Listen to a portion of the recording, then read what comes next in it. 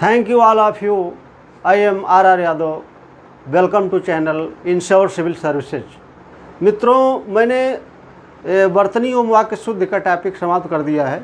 आज नया टॉपिक आप पढ़ेंगे जिसका नाम है विलोम।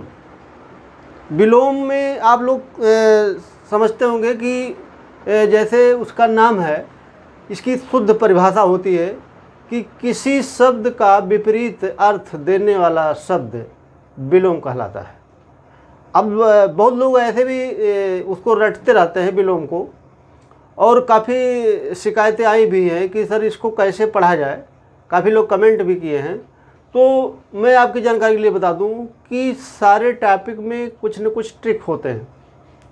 तो सबसे पहले आपको कैसे पढ़ना है ये आप जान लीजिए, और मैंने आपको बुक का नाम बता दिया है कि क्या पढ़ना है। तो ये आप समझिए कि यहाँ पर मैंने लिखा शब्द और यहाँ पर लिखा विलोम। यहाँ पर लिखा मैंने संज्ञा और फिर यहाँ पर संज्ञा लिखा है। इसका ये मतलब है कि विलोम जो शब्द होता है, अगर कोई शब्द संज्ञा है तो उसका विलोम भी संज्ञा होगा। ठीक, आपको ये समझना है कि कोई शब्द लिखा गया है तो उसका नेचर क्या है, उसकी प्रकृति क्या है, वो उसका विलोम जो होगा वही शब्द होगा जो शब्द लिखा गया है। अगर शब्द संज्ञा है तो उसका विलोम भी संज्ञा होगा। जैसे शब्द मैंने लिखा है हाथ, तो हाथ का विलोम पैर होता है। इसके बाद में फिर लिखा है मैंने नर नारी।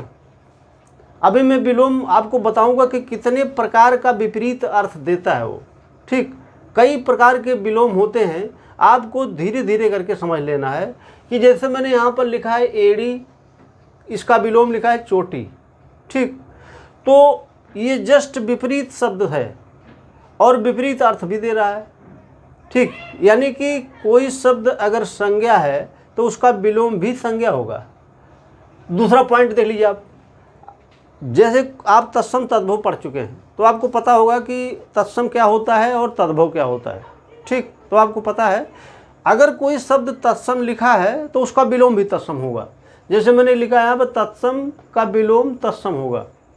कैसे? जैसे मान लीजिए कि हस्त लिखा है तो हस्त शब्द क्या है, हस्त शब्द ये क्या तत्सम है। तत्सम है तो इसलिए इसका जो विलोम हुआ वो तत्सम हुआ।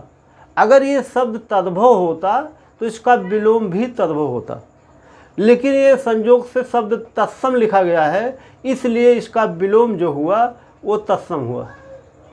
दूसरा शब्द देख लीजिए मूक। मूक मतलब आप जानते हैं कि जो बोले ना उसको मूक बोलते हैं। इसका विलोम होता है वाचाल।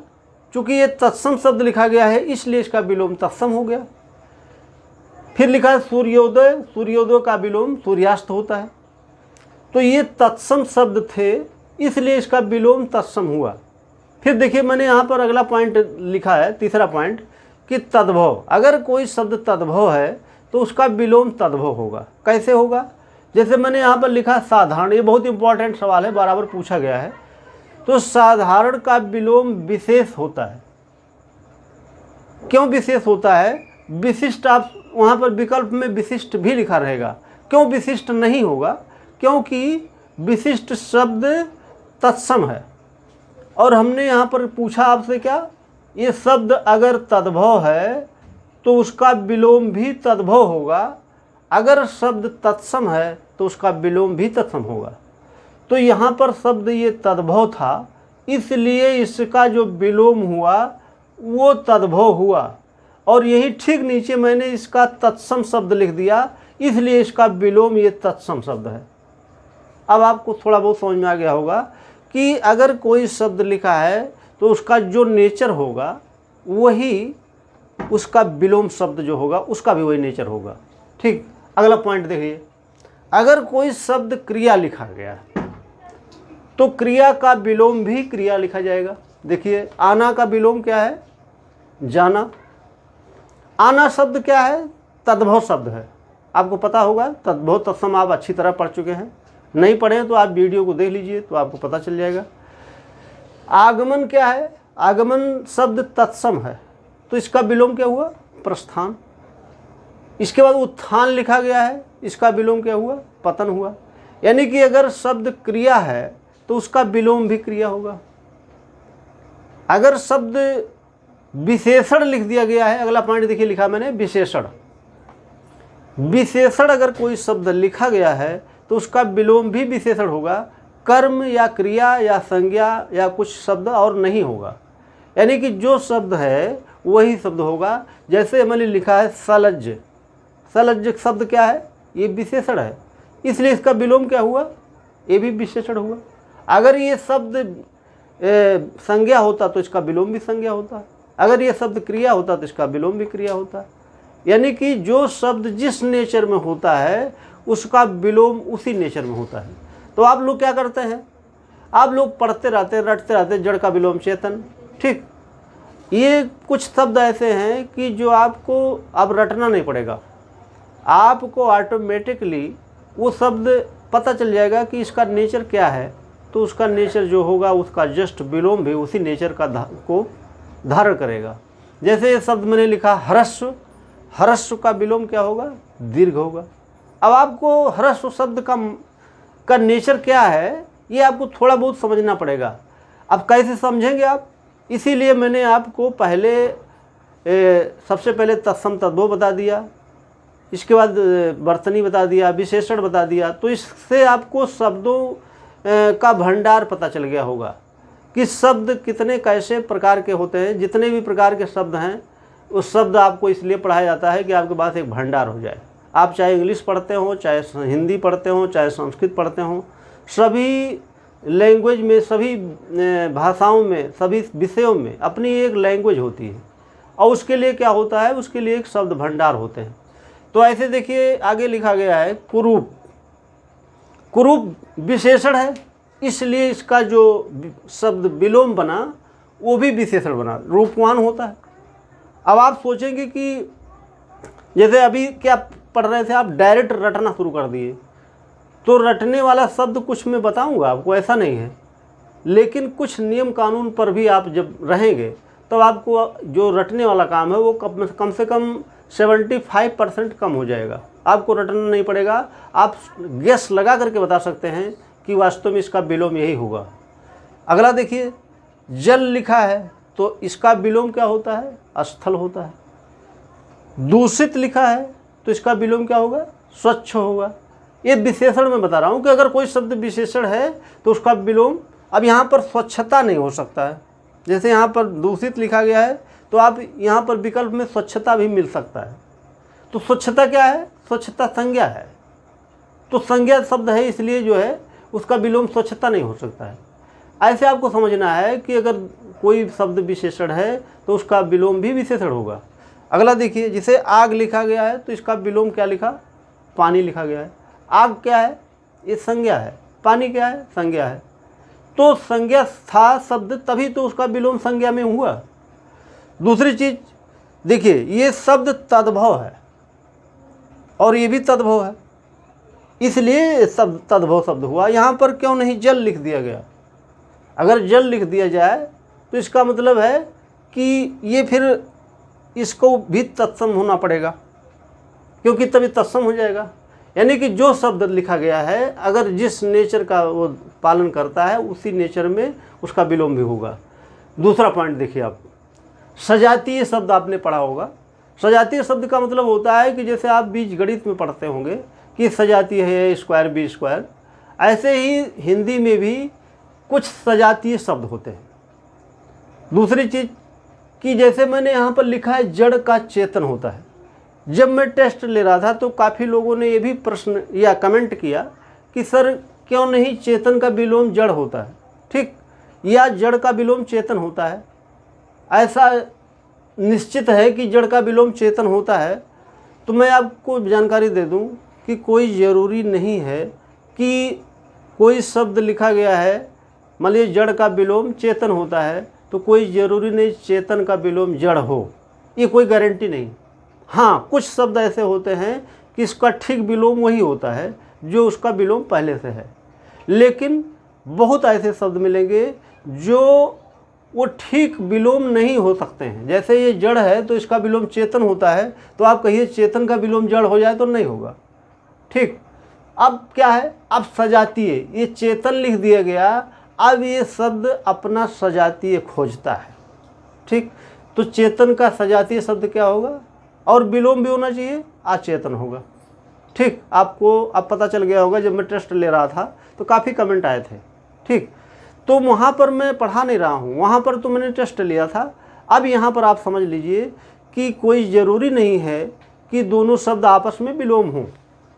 ठीक, जैसे यहाँ पर फिर चेतन लिख दिया गया, तो चेतन का विलोम अचेतन होता है। अब देखिए शब्द अपना सजातीय, सजातीय का मतलब होता है कि जैसे यहाँ पर तन लिखा है तो यहाँ भी तन लिखा है, ये शब्द का मतलब होता है। अब आप समझ गए होंगे।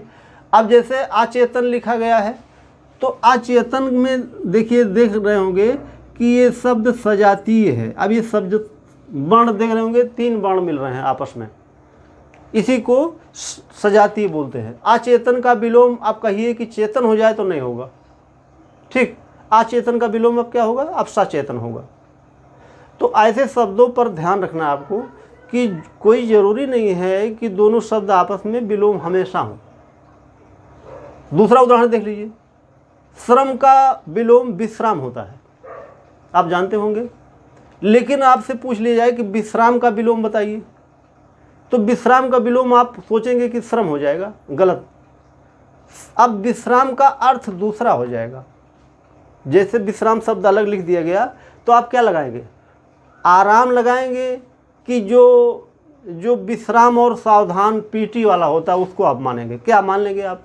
ये तो आपके ऊपर डिपेंड करता है, या एग्जामिनर के ऊपर डिपेंड करता है कि वो किस सेंस में शब्द लिखा गया है। आपसे कह दिया जाए विश्राम शब्द का अर्थ बताइए, तो विश्राम का शब्द का अर्थ आप क्या बताएंगे, आराम बता सकते हैं, कह सकते हैं कि सावधान विश्राम वाला जो वो चलता है पीटी वाला, वो हो सकता है। ठीक, तो ये विश्राम का अब सावधान, अब श्रम नहीं हो सकता है। अब विश्राम अपना जो है सजातीय खोजना शुरू कर देगा, विश्राम का विलोम सावधान होगा। अब आप समझ गए होंगे कि यहाँ पर विश्राम का अर्थ क्या लिया गया है, और यहाँ पर क्या था, यहाँ पर दूसरा अर्थ था, यहाँ पर दूसरा अर्थ है।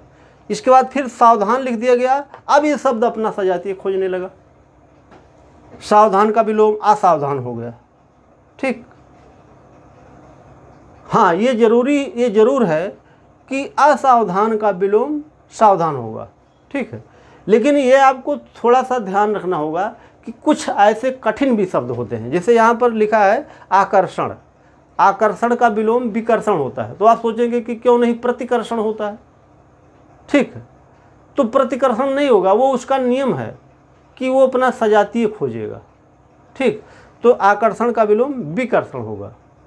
तो कुछ शब्द अन से बनते हैं, कुछ शब्द बी से बनते हैं, कुछ शब्द ना से बनते हैं, तो सबके अपने अपने नेचर होते हैं। आपको अगर ये नियम जितना मैंने बताया है, इसका अगर आपने पालन किया, तो आपको कम से कम 70% विलोम शब्द रटना नहीं पड़ेगा। आपको ध्यान क्या क्या रखना है, कोई शब्द तत्सम है तो उसका विलोम तत्सम होगा, कोई शब्द तद्भव है तो उसका विलोम तद्भव होगा, कोई शब्द क्रिया है तो उसका विलोम क्रिया होगा, कोई शब्द विशेषण है तो उसका विलोम विशेषण होगा। ये ऐसे आपको ध्यान में रखना है। और बाकी जितने कठिन शब्द हैं विलोम के, जो बराबर आयोग पूछता रहता है, मैं तो उसको बता ही दूंगा, बोर्ड पर ही सब मैं लिख दूंगा। और आपको बस इतना करना है कि वीडियोज को देखना है, देख करके नियम कानून समझ लेना है। इसके बाद में जब मेरे द्वारा बताए गए शब्दों के अलावा आपके पास समय बचता हो, तब आप राघव प्रकाश या वासुदेव पढ़िएगा। ठीक है, पढ़ने के लिए तो बहुत कुछ है, मैंने आपसे बताया है कि आपको ज़्यादा नहीं पढ़ना है, आपको लिमिट में पढ़ना है। पढ़ने के लिए महासागर पड़ा हुआ है, तो महासागर में आप जब डुबकी लगाएंगे तो आपको थाह नहीं मिलेगी। ठीक, उससे अच्छा है आप कम पढ़ करके ज़्यादा काम कर लीजिए, वह ज़्यादा बेहतर है। तो ये देख लीजिए कि हमने कहा है कि ये तो नियम आप ध्यान में रखेंगे। दूसरी चीज़ कि इसके बाद मेरा जो अगला वीडियो जो होगा वो शब्द मैं आपको बताऊंगा, बहुत इम्पॉर्टेंट जो शब्द हैं जो बराबर पूछे गए हैं, या वो शब्द बहुत कठिन होते हैं जो आप गलत करके आते हैं। अच्छा, एक शब्द है तो उसका जो विलोम होगा वो 2 भी हो सकता है, ये भी ध्यान में रखना आपको कि कोई शब्द है तो उसके दो दो विलोम होते हैं, किसी शब्द के तीन तीन विलोम हो सकते हैं। ठीक, तो ये भी ध्यान में रखना है। तो आप क्या करते हैं, आप एक विलोम रट लिए हैं, अगर दूसरा शब्द आ गया तो सोचते ही गलत है। तो मैं वो शब्द जरूर लिखवा दूंगा जो 2 या 3 वाले हैं। ठीक, तब आपका कन्फ्यूजन दूर हो जाएगा। आज ही आपका बहुत सारा कन्फ्यूजन वैसे दूर हुआ होगा। तो आपको इसके बाद वाला जो वीडियो होगा वो कल होगा। तब तक के लिए आपको बहुत बहुत धन्यवाद मित्रों।